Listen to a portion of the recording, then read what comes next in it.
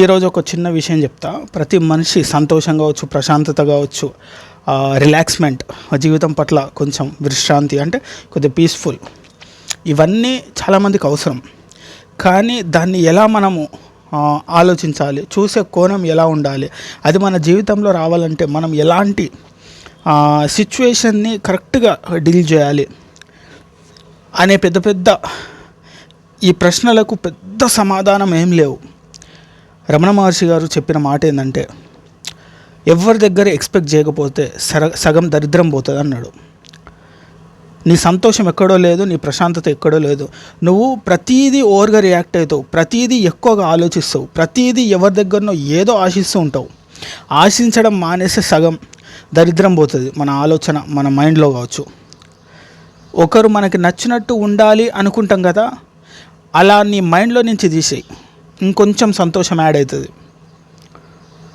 మన దగ్గర లేదు అని బాగా బాధపడి మైండ్ అంతా పాడు చేసేసుకుంటాం, అది కూడా తీసేయి, ప్రశాంతత వచ్చేస్తుంది. అంటే మన ప్రశాంతత, సంతోషం కావచ్చు, రిలీఫ్మెంట్ కావచ్చు, ఇవన్నీ ఎక్కడో కాదు, మన దగ్గర ఉన్నాయి. కాకపోతే మనం ఏం చేస్తున్నామంటే ప్రతిదానికి ఓవర్గా రియాక్ట్ అయిపోతాం. మనకి దొరకని దాని గురించి పదే పదే ఆలోచిస్తాం. ఒకవేళ దొరికిందా దాంట్లో కూడా పరిశీలిస్తూ ప్రశాంతతని కోల్పోతూ బాగా ఆలోచిస్తాం. దొరికినా ఒకటే, దొరకకున్నా ఒకటే, మనం సాధించినా ఒకటే, సాధించకున్నా ఒకటే. మైండ్ ఎప్పుడు ఏదో ఒకటి ఓవర్గా ఆలోచిస్తుంది. ఇప్పుడు మనకి ఫర్ ఎగ్జాంపుల్ ఒక స్వీట్ కావాలనుకో, ఫర్ ఎగ్జాంపుల్ నీకు తినాలనిపిస్తుంది, నువ్వు తెచ్చుకున్నావు, ప్రశాంతంగా తెచ్చుకొని తిందామనుకున్నావు. పక్కనోడు ఏదో ఒకటి చెప్తాడు, అరే మొన్న అక్కడ నేను స్వీట్ తెచ్చుకున్నా, అదంతా పాడైపోయింది, అంత టేస్ట్లెస్ ఉందని. నువ్వు ఇష్టంగా తెచ్చుకుంది కూడా నీ మీద నీకు అనుమానం మొదలవుతుంది. సో ఇట్లయిపోయింది. అంటే మనం ఎట్లా అంటే మనకు కావాల్సింది తెచ్చుకున్నా, మనకు కావాల్సింది దొరికినా, ఇదే విషయాన్ని వేరేవాడు ఏదైనా ఒక విషయం వేరేలాగా మాట్లాడితే నీది కూడా నీకు నచ్చని పరిస్థితి నువ్వు క్రియేట్ చేసేసుకుంటున్నావు. అంటే నేనేమంటున్నా అంటే ఫస్ట్ పాయింట్ ఏంటంటే, ఏదైనా నువ్వు ఒకటి హ్యాపీగా సాధించుకున్నా, ఒకటి సంతోషంగా ఏదన్నా నువ్వు ఒక పని చేసినా, ఆ పనిని నలుగురు ఏదైనా ప్రశంసించాలో లేకుంటే విమర్శించాలి, ఇవన్నీ పక్కన పెట్టేసి ఫస్ట్ నువ్వు తెచ్చుకున్నది కావచ్చు, నువ్వు సాధించింది కావచ్చు, దాన్ని ఆస్వాదించడం మొదలుపెట్టు. దాన్ని పరిశీలించి నువ్వు సైంటిస్ట్ లాగా దాంట్లో తప్పొప్పు లేనిది అది దాన్ని అని ఆలోచిస్తే చిన్న చిన్న సంతోషాలు కూడా నువ్వు సంతోషంగా జీవించలేవు. సో నేనేమంటున్నా అంటే నీ యొక్క ఆలోచన కావచ్చు, నీ యొక్క సంతోషం కావచ్చు, నువ్వు ఏదన్నా మంచి పని చేసినా ఎవరి దగ్గర నుంచి ఏదో ఒక కొత్త మాటనో దాని గురించి రివ్యూనో అంటే ఆలోచించకు, అంటే ఏదో ఆశించకు. నేను ఒక పని చేసినా, అరే నేను అనుకున్నట్టు చేసినా, ఓకే డన్ అయిపోయింది, ఈ పనిని నలుగురు మెచ్చుకోవాలి, లేదంటే వేరే వాళ్ళు అరే ఇట్లా కాదురా అట్లా, ఇవన్నీ అవసరం లేదు. సో ఇక్కడ ఎవరు ఒకలా ఉండరు, ఒకలాగా ఆలోచించరు, ఒకలాగా ఒకే దృష్టిలో చూడరు. ఎవరైనా ఇప్పుడు ఒక పనిని ఎవరు ఒకలాగా చేయరు. ఇక్కడ చూసే దృష్టి అందరి వేరు ఉంటాయి, మాట్లాడే మాట అందరి వేరు ఉంటాయి.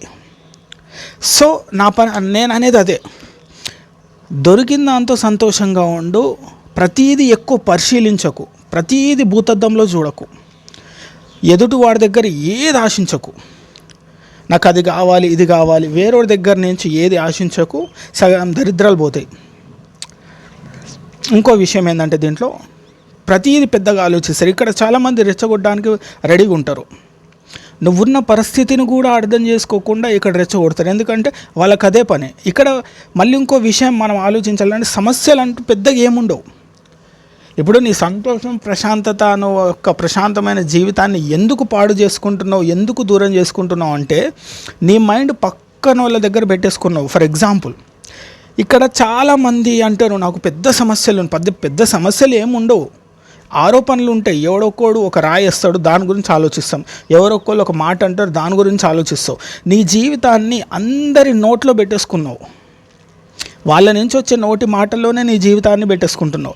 వాళ్ళు నీ పట్ల ఏదైనా విమర్శిస్తే ఆ దాంట్లో నీ జీవితాన్ని పెట్టేసుకుంటున్నావు. సో నీ జీవితం ఎక్కడుందో ఫస్ట్ వెతుక్కో. ఎవరి చేతిలో ఉంది, ఎవరి నోట్లో ఉంది, ఎవరి మాటల్లో ఉంది, ఇవన్నీ నువ్వు కాంప్లికేటెడ్గా అయిపోయింది లైఫ్. అంటే చాలామంది, కొంతమంది ఎక్కువ ఆరోపణలు, విమర్శల్లోనే బతికేస్తున్నారు. సో వాళ్ళు ఎక్కువైపోయేసరికి నీ మైండ్ కూడా పాడైపోతుంది. సో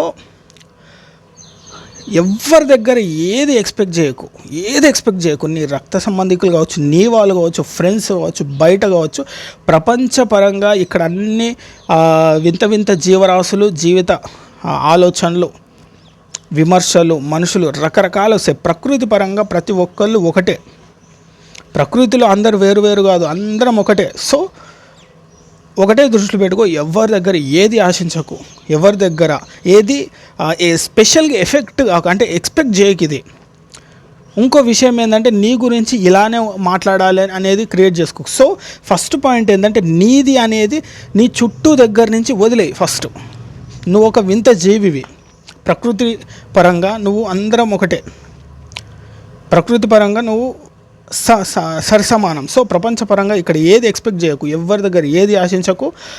నీ యొక్క జీవితం గురించి వేరే వాళ్ళు గొప్పగా చెప్పాలి అనే ఒక ఆలోచన అసలే వేస్ట్. సో ప్రకృతి పరంగా ప్రశాంతంగా బతకాలంటే ఈ మనుషుల పరంగా ఏది ఆశించకు.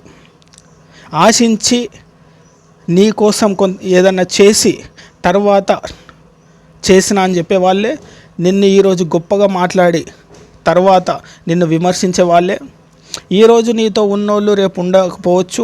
ఈరోజు నీ పక్కన నీ వెన్నంటూ నడిచేవాళ్ళు వెన్నుపోటు పొడవచ్చు. ఇది ప్రపంచపరంగా చాలా చాలా భయంకరమైన పరిణామాలు ఉంటాయి. సో ప్రకృతి పరంగా ఆలోచించు, ఎవరి దగ్గర ఏది ఆశించకు. నువ్వు చేసే పని మీద నువ్వు నమ్ముకో, వచ్చిన దాంతో తృప్తిపడు. నీ గురించి నీ చుట్టూ ఉన్న వాళ్ళు గొప్పలు చెప్పాలనే పిచ్చి పిచ్చి ప్రయత్నాలు అయితే చేయకు. నువ్వు ఏదన్నా ఒక మంచి పని చేసినప్పుడు వేరే వాళ్ళు దీని గురించి ఏ రకంగా మాట్లాడినా నీ కోణంలో అది ఎట్లా కనిపిస్తుంది అనేది చూడు.